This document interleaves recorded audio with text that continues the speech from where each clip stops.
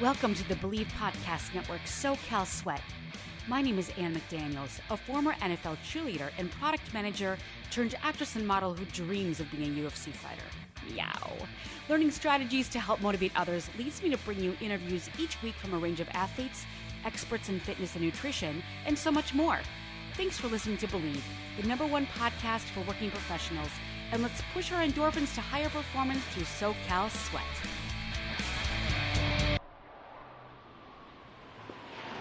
This is your host, Ann McDaniels, and thank you for joining me on another episode of SoCal Sweat. Now, who can recognize this movie? And the quote, "Gentlemen, you are the top 1% of all naval aviators, the elite, the best of the best. We'll make you better." This was said by actor Tom Skerritt, who played Commander Mike Metcalf with the call sign of Viper, and this was the original Top Gun. Well, I am so excited to have a real Top Gun with us today. His name is Luke Layman. He was a fighter pilot. He is now a multi-seven-figure CEO. He transforms entrepreneurs to high-growth leaders. Talk about bringing knowledge, experience, mindset, smarts, empathy. He brings it all as a coach. He will 10x your revenue, and you will have the freedom to enjoy life. I now introduce to you Luke Layman, Navy fighter pilot, the top of the top, the elite, the 1%. He's wearing the big headphones, and he already looks like a pilot. So how are you this morning, Luke, and what are you doing in Florida? I'm great, Ann. I'm actually down here on travel and doing some business trip down, but I saw just a few minutes ago the F-15s were outside the window down there at Eglin Air Force Base, and they were doing an unrestricted climb. And I got to tell you that as I looked over there, I was quite impressed and quite envious of the guys that were zorging up there into the blue sky today. Oh my gosh, what base is that?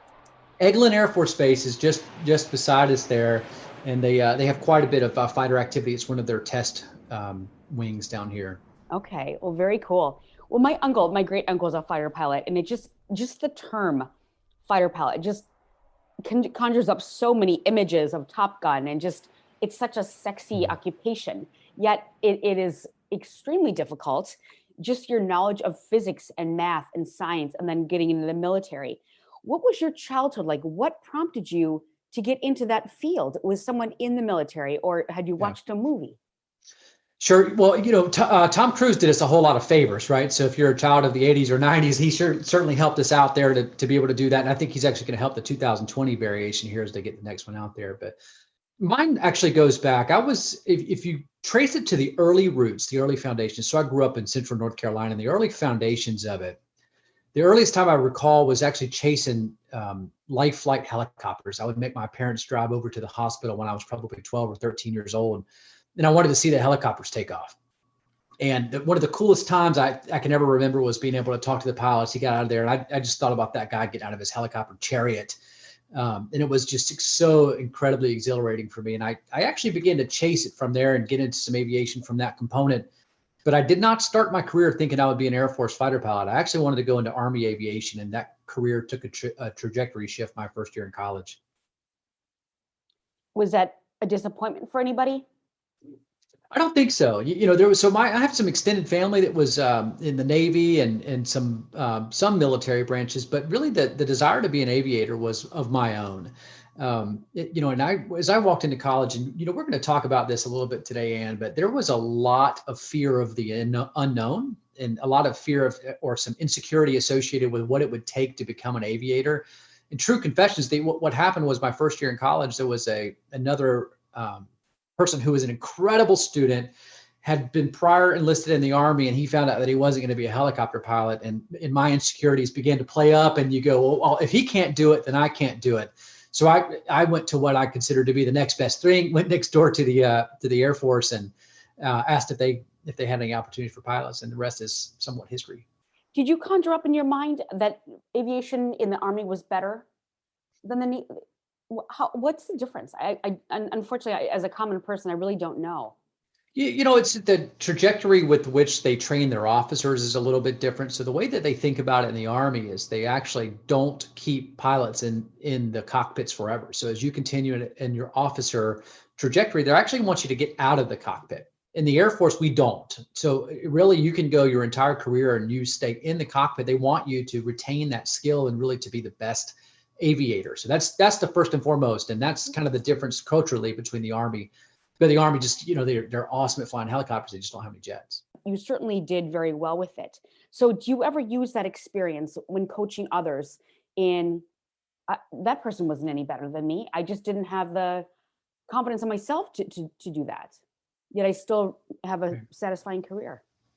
Well, it's interesting you say that. I don't think I figured that out until my mid-30s. I don't think I gave name to what that was until I was very much later in life. And you really don't know it. I was listening to a podcast a couple of years ago with Marissa Peer, and she was talking about for entrepreneurs that the things that we fear most in life are the fear of inadequacy and the fear of judgment. And specifically for that, when you go back into the aviation, we certainly do that. When you go all the way back into the pilot training, there is an inherent fear that you will not be good enough, that you will not be able to make that next milestone and that next leap. And then certainly the fear of judgment, but the fear of judgment's built into it. We had probably 8 or 10 check rides across the course of pilot training, each one of those a milestone that could have gotten you sent on your way where you weren't going to be in the Air Force anymore. So there's a great fear, but it's endemic and it's cultural in the Air Force. You talk about being a coach, and while I do enjoy coaching entrepreneurs and high performers, probably the greatest coach in my life is actually my ability as a parent. So as a parent of a 7-year-old and a 5-year-old, my daughter's 7 and my son is 5, is how do I teach them, coach them, mentor them, show them that they truly are capable of it. It's kind of metaphorical when we say it, but you're capable of anything. As we start to think about what those milestones and those steps are, that's the greatest challenge in my life. It's kind of easy. I can help get high performers over the finish line. That's easy. Try to get your 7-year-old to do it. That's quite difficult. Sure, but that comes with a lot of passion. And they talk about resilience with kids because you want to raise your children to be very kind and gentle and caring towards others, but you also want them to have grit and resilience. And there are so many helicopter parents out there, especially now with COVID. I mean, that's just obvious. And I'm not a parent. I choose not to be a parent for certain reasons, but I certainly respect those that have children. And it is tough. Like, how do you raise your 7 and 5-year-old with a tough resilience, but still teach them to be a good person, but fight for themselves, because they should be able to retaliate and figure things out on their own. And you shouldn't have to have because I think too many parents, they're either too soft or too hard. What is your gray area for raising your 7 and 5-year-old? I just put him in karate. There you go. my son walks around and says, "Aya, kia," all day long. So, it's interesting because we as parents really try to break the socio and economic norms that you would expect, especially some of the gender biases. That's one of the things that we are really passionate about. So I don't want my daughter to follow the gender norms, and I don't want my son to follow the gender norms, which is really interesting because my daughter follows, she's very independent. She would prefer to be a follower. She does not prefer to be a leader, and she keeps her emotions a little bit to herself. My son is quite the opposite. He's extremely emotional, and I love it. And I want to continue to motivate him and encourage him that that's okay to be. But each of them have found their own way in the world. But grit, that's so important. And if you're not a natural leader, if you're not an extrovert, sometimes that word gets lost in a little bit of the communication about that. And what we really encourage her to do is just to let it be okay and to let it be enough. And that when she says that she doesn't want to be a leader, that it's okay for her to do that, but to be able to have the voice that can establish healthy boundaries and say the things that are important to her in her own life. That's wonderful. And it's kind of refreshing coming from a strong military masculine man to allow his son to have emotions, because there's such a stigma against young boys. Oh, they're not supposed to cry and all of these things. And obviously mental health is at the top of our game right now. But I really admire you for the fact that you encourage your son and your daughter, whether it be, and again, you see a lot of strong military people, really coming down hard on their sons, especially. Were you ever treated that way in your own family? Well, much like a lot of Americans, my parents were divorced when I was 14 years old. And that began to kind of have the foundation. I was the oldest of 5 kids. So the youngest at that point was 3. And when you think about that single mother type mentality, my father was still in the picture, but when you think about that, so my background, I don't think that I wasn't encouraged one way or the other. My mom certainly, in those gender specific roles encouraged some of the emotional components. And my father encouraged a lot of the academic, talk about left brain, right brain. There was a healthy balance of it. But I do believe that I was given a lot of the opportunity, a lot of the foundations to continue to grow. But I can't think that I was specifically, you need to be more resilient or you need to be more compassionate. It just was a household of 5 kids. There was no time. Exactly. It was mayhem. Yeah. And you were the oldest? I was the oldest. Yeah. Yeah. And I am too. And I think there's something to do with the oldest and an alpha. We've just become alphas. It's very interesting when you meet a firstborn that's less of a leader and more of a follower or a beta. But I'm sure that you paved the way for all your brothers and sisters. Now talk about your left and right brain, because to be a fighter pilot, obviously you have to have extreme left brain as far as math, science, physics.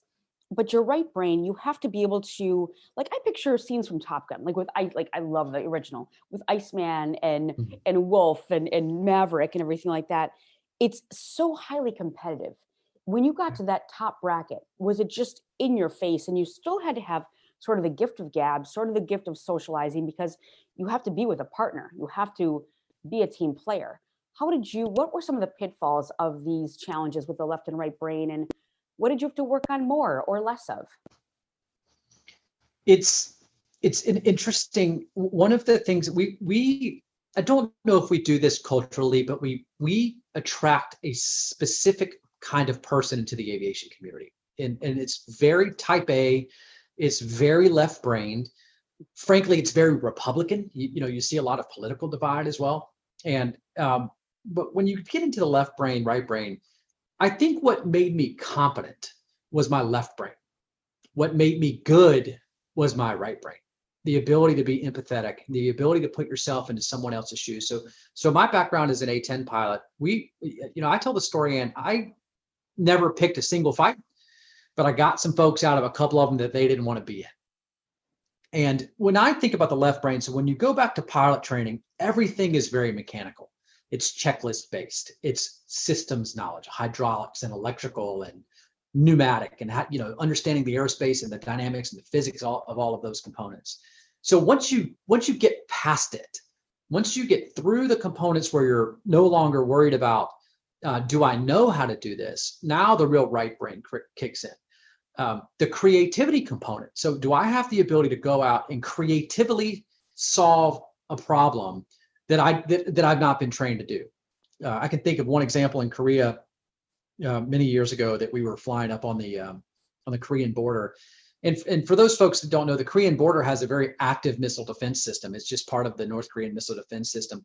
And when you realize that you're so close, we're in this not purely peace zone, right? This is still a treaty. We're still in this armistice with North Korea, so it's not over per se, but it doesn't matter. There's no amount of training that's going to get you out of that situation to realize that you're in peacetime, but you're not really in peacetime, and that's where the right brain kicks in. And I can think of multiple other scenarios where just massive empathy, especially with the folks on the ground, where a cool mind and being collected certainly added a lot of merit to the places that we were. Especially in the face of America now, people don't love Americans, and you had to be that empathetic person. And I'm sure that some of your colleagues were not.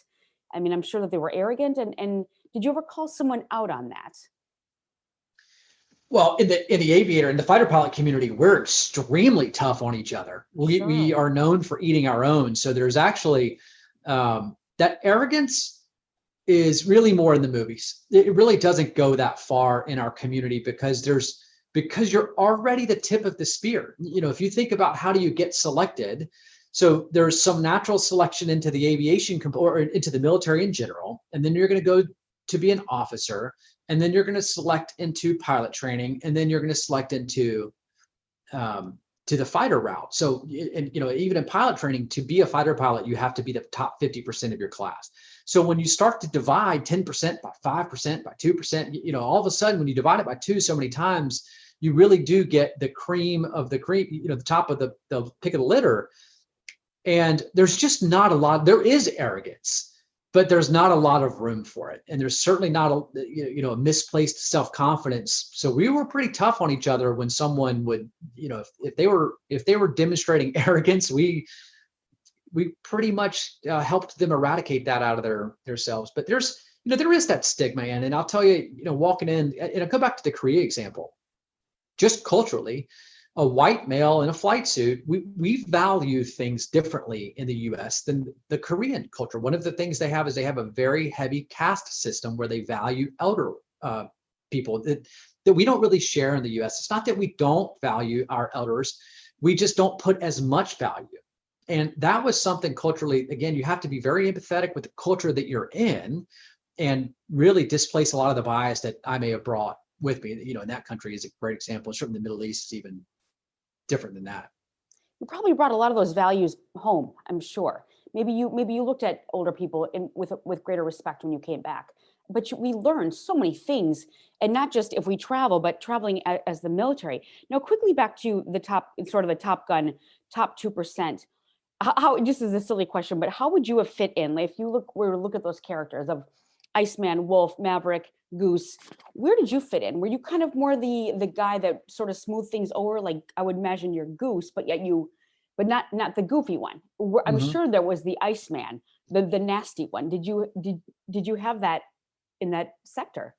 Yeah, it's been so many years since I watched it, and man, you're gonna hem me up on this one because I'm gonna say that I was most like Maverick, and you're gonna be like, you're not like Tom Cruise, Luke. Oh no, I think no. That's and I would have seen you as either one of those. Yeah, part of my success is the ability to be somewhat playful in intense situations, to be able to still tell a joke and to smile and to be able to make light of situations when they are tense. And I've carried that into my professional life, my parenting life, my entrepreneurial journey. And so I think that, that embodiment of that playful heart, and I still carry it today, in my business environment, I still love going out there and playing and telling jokes and being the life of the party, for, lack of better words. No, I love that. So you're definitely Maverick with a little dose of Goose, because he was always comic relief. And I think that it's just so important, because someone of your stature and status could be very, very intimidating. And when you do walk in with a sense of empathy and a kindness and humor and a smile, it definitely just relieves everybody, because, oh my God, there's a fighter pilot going to come in and talk to us about math and science and left and right brain. That can conjure up a lot of images of like, oh, I'm not good enough for that. But you come in with a soft approach, and that's very, very, that's what success reeks. And also, I can imagine you're just a wonderful father. So how did you pivot from being a pilot to, and first of all, how did you meet your wife? What a beautiful family. How did you juggle all of that? Then you have a multi-7-figure business, and now you're coaching. How in the world do you juggle it? And you're traveling in Florida right now with 2 kids and a wife and all of these things. My wife and I met in South Georgia when I was stationed at Moody Air Force Base, and she's traveled the world with me. She went to Korea with me. You want to talk about trial by fire in a newlywed environment, is try go living in South Korea, for a person who had not been traveling the world. So we saw Japan and Thailand, a lot of awesome things, but that really formed the foundation for our married life, in the way that we communicated, in the way that we respect each other, Values, the way that we problem solve. Into my professional life, I got out of the Air Force thinking that I would go into commercial aviation because that was the natural trajectory. And I did. I went to fly for Delta Airlines for a while, and it's an incredible airline. And I still fly Delta, but the concept of being a pilot, the closing of the cockpit door, we called it the sterile cockpit environment, was torture for me. It was like closing the door to my mind and the creativity. So for me, the natural career path, what showed me the evolution, was to go into the entrepreneurial world and to be able to solve problems. And it's interesting. People talk about, how do you make more money? And the answer for me is always, you solve bigger problems. You take the biggest, hairiest problem that you can solve, and you give it the most creative and innovative answer that you can possibly give it. And that's how you have a greater impact on your world, a more positive impact around the people around you, and eventually you make more money. Oh, that's amazing. I love that. So that was a sterile cockpit environment. To me, it's almost like I started in corporate America and then I left to pursue my passion. That was Mhm. definitely my sterile cockpit environment. And I think a lot of people are stuck in that in some way, whether it be sometimes in a marriage, in a family, and definitely in their jobs. I think it's like 75, I don't, it's a huge number of people that are dissatisfied with their jobs. And good for you for making the leap.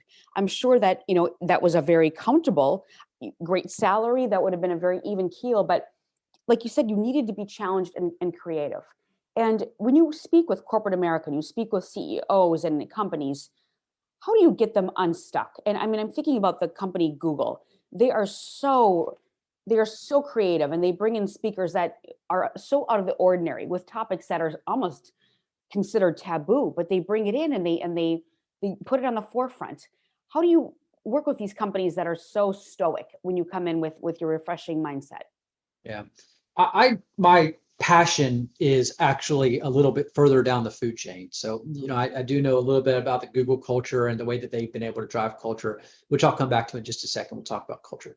I really like the business, the entrepreneurs, and what I say is I love the businesses that are non-Amazon. If Amazon can put you out of business, it makes it tougher for me. But I really like the businesses that are service-based, local businesses.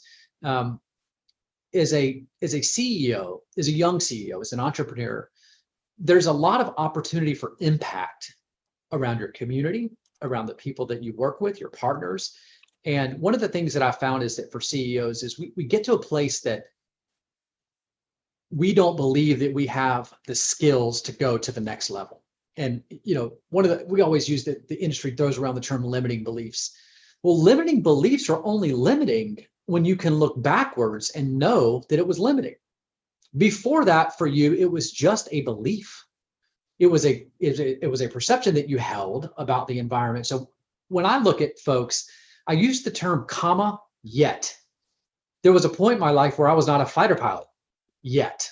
There's a point in my life that I didn't even know how to fly airplanes yet, or to lead a company, or to be a parent. But really, honestly, as we look at it and we think about solving problems and challenges, is everybody's capable. You already have enough information, you have enough experience, and you are capable. So really, it's unlocking that specific thing in you that's going to enable you to take that next step. And that's such a barrier for so many people. I myself am starting two businesses and I have a patent and all these other things. And I'm writing a book and it's like I get to one certain level and then I know that, but I don't, but then I think it's also recognizing skill sets. I know I'm not good at certain things. So do you often talk about delegation? Because everybody's good at something. You look at your son and you look at your daughter. What if they compare themselves to each other and maybe one gets mad because, oh, you're spending more time with her and not myself? And how do you it's I think it goes through everybody's mind. Well, that's just I can't do that part of it, so I'm gonna quit. What do you Mhm. talk about with delegation? So it's interesting you mentioned children. The word on the street right now for me is fair.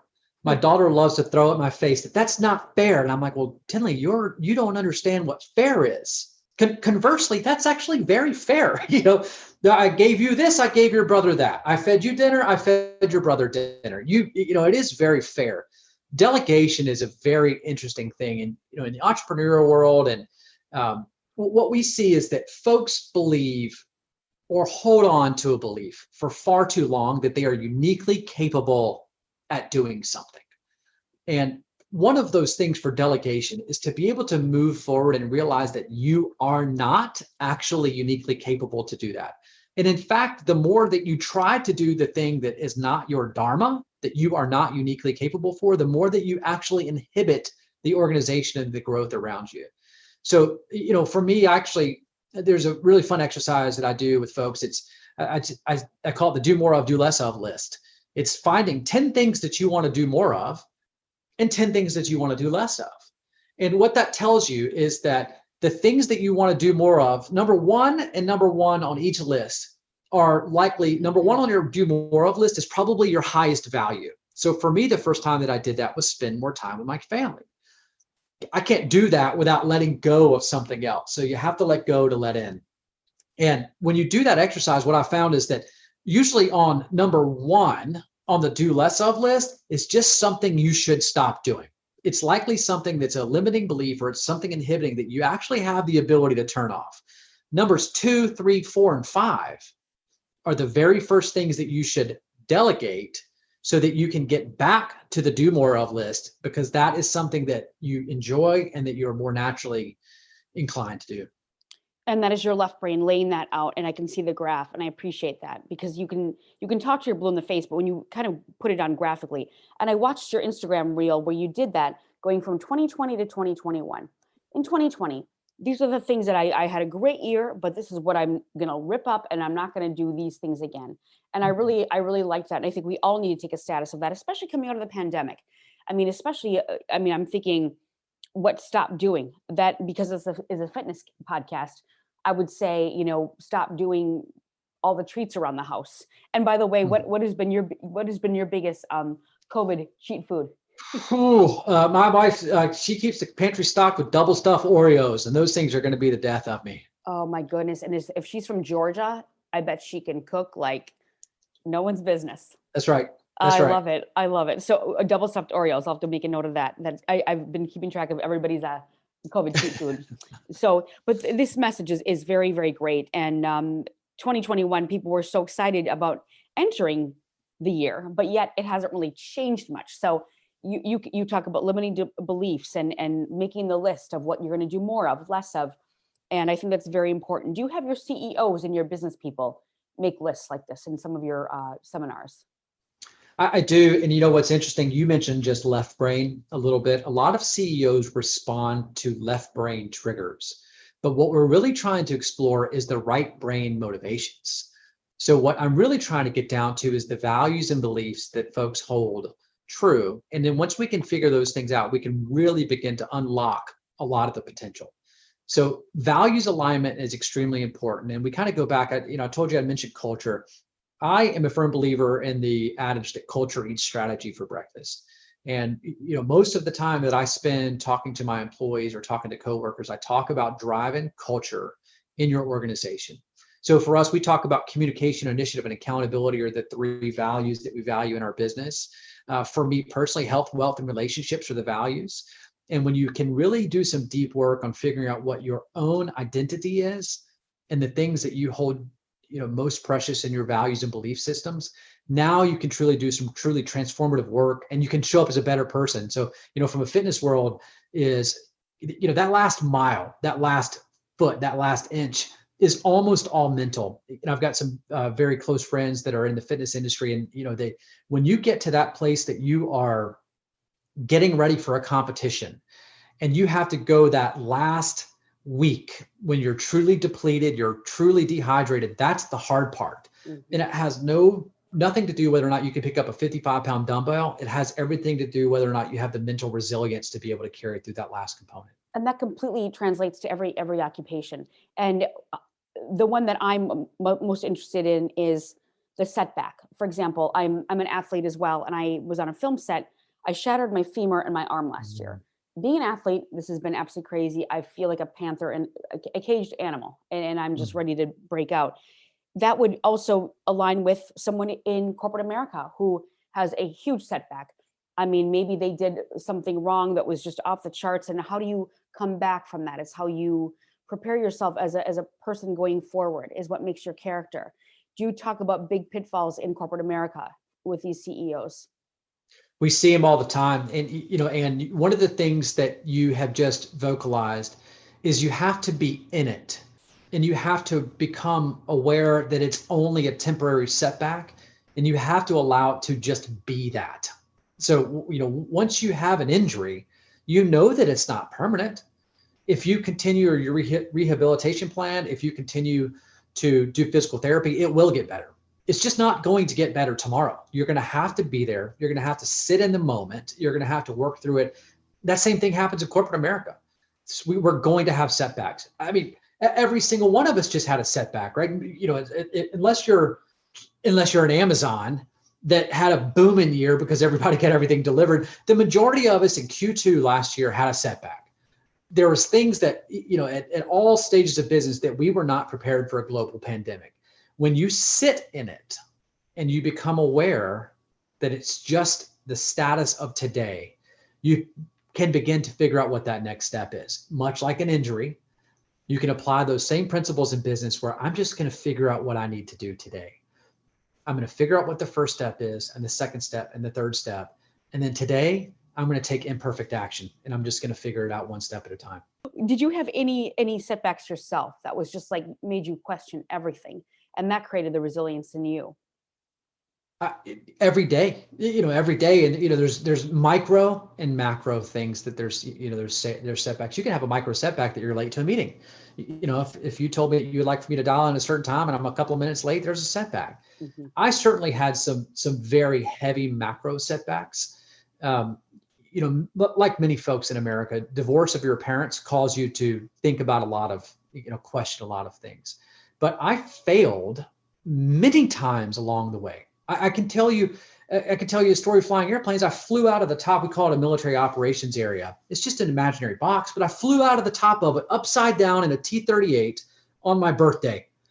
And for my birthday that year, I got a failed check ride, which meant that I might have washed out of pilot training. And there have been constant setbacks along the way. And I wish that I could tell you that I had the emotional resilience, but there's probably a reason why the majority of corporate America has 65-year-old CEOs. It's because of their emotional resilience. It's not because they're the smartest person in the room. They've just seen it enough times that they know how to handle it and cope with it. But I have them all the time. And certainly in parenting, you question your logic every time when you're trying to wrestle a 5-year-old to go to bed and losing. And you think you're cool, and then your kids hit the preteens, and you're just not. Well, It's over. I think it's great that you come in with, you're very human about it. You're very human about it. What does that actually mean? Well, that goes back to my measures and the pillars of my life. So I talk about health, wealth, and relationships. And one of the things that I really got wrong, and I think a lot of folks get wrong, is that we really lose sight of our priorities. And if I were to tell you that my family was my highest priority and that was not reflected in my actions, then it's truly not my highest priority. And, a lot of folks, we demonize wealth.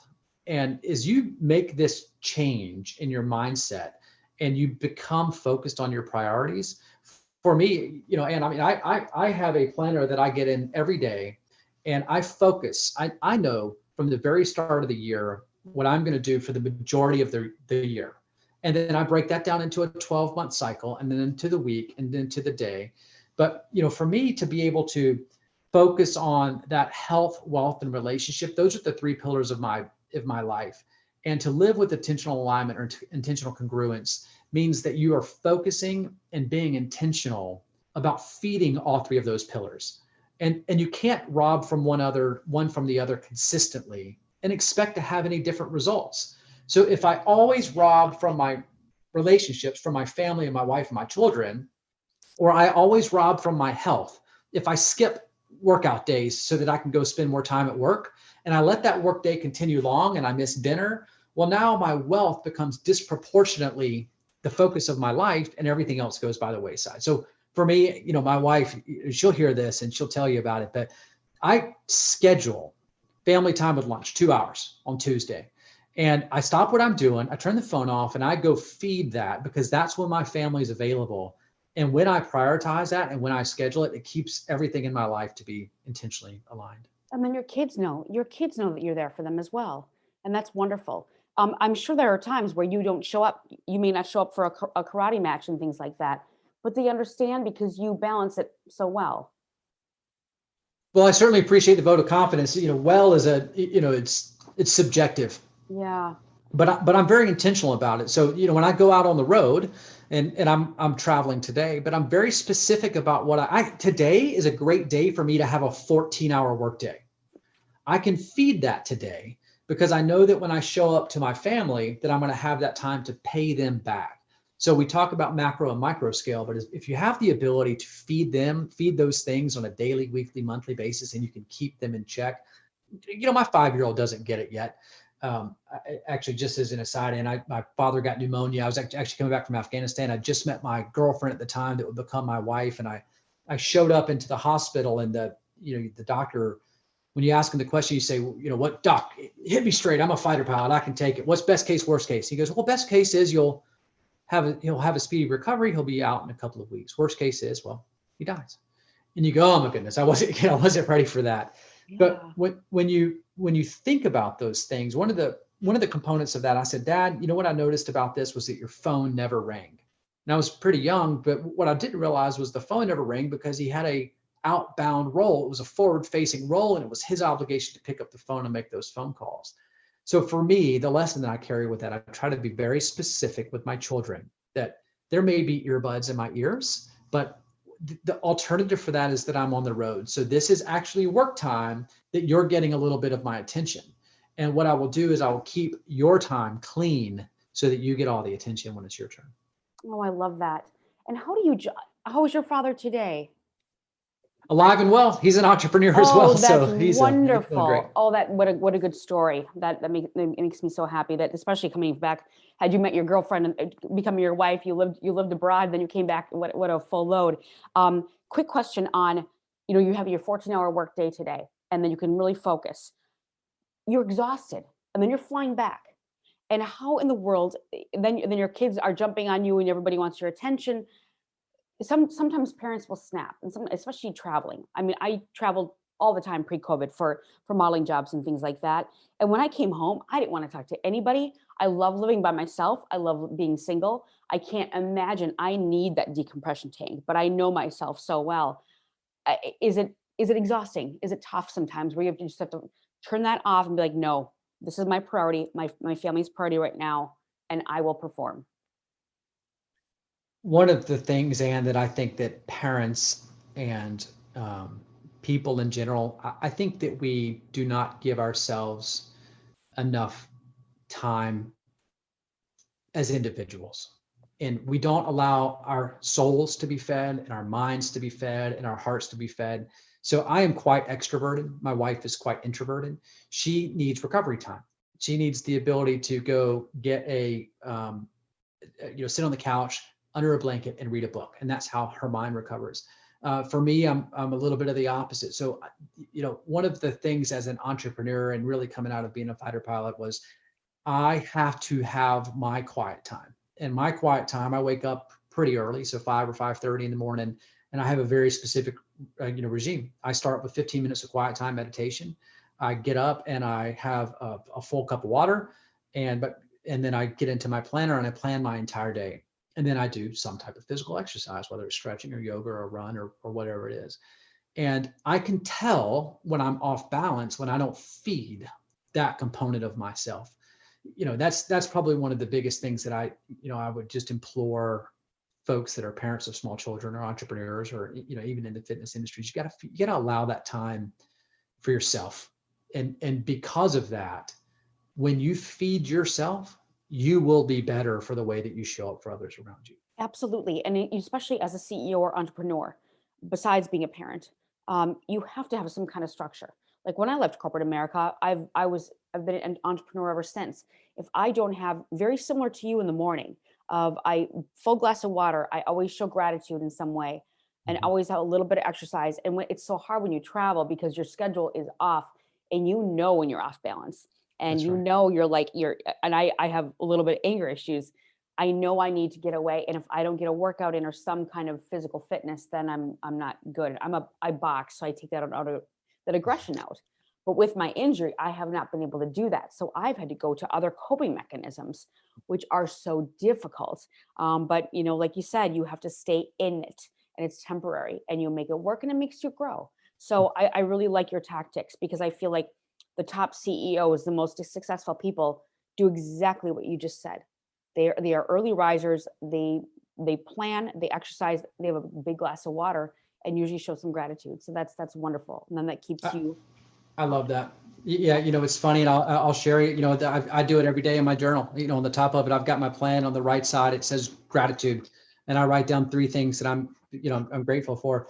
Yesterday it was Bombas socks. I just really love the socks, and then I'm not an affiliate. There's no plug for them. It just happened to be something that I was very grateful for that day. But usually it surrounds my family. Those are good, because I hate those socks that I call them quitters. Yeah. They don't quit on me, and you're halfway down my foot. That's right. I love that. And your double stuffed Oreos. I'm sure that you maybe potentially put that in your gratitude. They got to go away. They got to go. They got to get out of here. Exactly. But I do have a friend that picks her son up every day from school. drops him off and him up, and they talk on the way in and on the way out, what they were grateful for in the morning and what they learned in school and what they were grateful for. So I think it's important, and that obviously shows your kids. So thank you so much. How can we follow and support you and constantly just put you in the spotlight of spreading your good word and following you on social media, which is all at Luke Layman on Instagram, and you've got great reels. What are your goals and how can we support you? Yeah, at this point in my life I'm on a mission to make 10,000 millionaires by 2025. I truly do believe that entrepreneurial spirit and the road to entrepreneur journey is the path to true freedom. And as we make a transition in our American culture, I believe that small business owners are going to truly, revolutionize, and they have in the past, but they will continue to be on the forefront of that. And if I can enable those folks and help them to become better entrepreneurs and to provide for their families, then I want to go do that. I'm certainly active on LinkedIn, Instagram, and Facebook are the most active, and I'm pretty easy to find at Luke Layman. And I would absolutely welcome folks to connect with me. And even if it's just to say, something you said resonated with me, or I've got a question, I'm certainly happy to answer those things and see if I can share a little bit of insight. And you can do private coaching. Absolutely. Yeah, happy to do so. That's wonderful. And I think I didn't think about a coach ever before until I started really, really digging into my own patents and things like that. And I know the importance of it. So I intend to look you up in the future as well. Well, it's interesting you say that about coaches, because we have a little pause in life. We all have coaches in elementary and middle and high school. My high school wrestling coach was one of the most influential people of my entire life. And then I had instructors that were coaching and mentors. But as I got older in my professional life, you really begin to find coaches that fill in the gap for a specific thing that you need. So if you need a physical fitness coach or a rehab coach, you're going to be able to go get that. But for me, it's been a lot about the mindfulness. You touched on the importance of your wrestling coach and what a great mentor he was to you, what an impact he had on your life. What was that? And what was your position? And how well did you do in wrestling? Not well. Really? And it's funny. Dave Grant, we'll see if he listens to it. He was also my architecture teacher, which was called drafting. So I took 3 years of that in high school. But one of the things about that, so I was voted the most improved my junior year in high school. And you know what the most improved means is that you were the worst, and now you're not the worst anymore. So it was quite a trophy to get. But I'll tell you one of the things that I didn't realize it at the time, and I wasn't probably able to quantify it until many years later. But one of the things that he was so great at a coach was the ability to take you from one position to the other, from A to B, but allow you and encourage you to be comfortable in A. So at 135 pounds of solid steel as a junior in high school, he allowed me to not be great, but to have a passion for the sport. And the real output of that, and you come all the way back into what that probably had to do with aviation many years later. It's an individual sport and it's a team sport. So you have individual performance roles, and those two things have almost direct correlations. There is nobody else in the cockpit that's going to bail me out of a single seat fighter. There's nobody else that's going to come to my rescue on the wrestling mat when it's your turn to go out there and start the mat. But that was probably the biggest impact that coach had, was just to allow me to be where I was and to see me where I was, and then to move me from A to B in that constant improvement. And it was more of a life lesson than probably any amount of physical acumen. I just think it's very refreshing, especially in wrestling, because that is, like you said, it's individual and it's team, and you're weighed in, you're everything. And I'm sure even the diet. Did you stay at 135? Did you end at 135 as well? My senior year, I was 135. Yeah. So I only wrestled 3 years in high school, and I did not wrestle my freshman year. And that was my final year. And it was, I think that the coup de grace I won a tournament at some point my senior year, and it was a nice vote of confidence, but certainly wasn't going to go to North Carolina State University and become a collegiate wrestler. Sure. Or Greco-Roman. Well, but it's a wonderful, wonderful training ground. And what is your wrestling coach's name? Dave Grant, I think he's still at Williams High School in Burlington, North Carolina. His kids are Dave probably all Grant, around. shout out to Yeah. him. Yeah. That's wonderful. You'll never forget him. And That's right. again, the power of coaches. He paved that success in life for you to be comfortable at your 135 made of steel, most improved. Well, congratulations.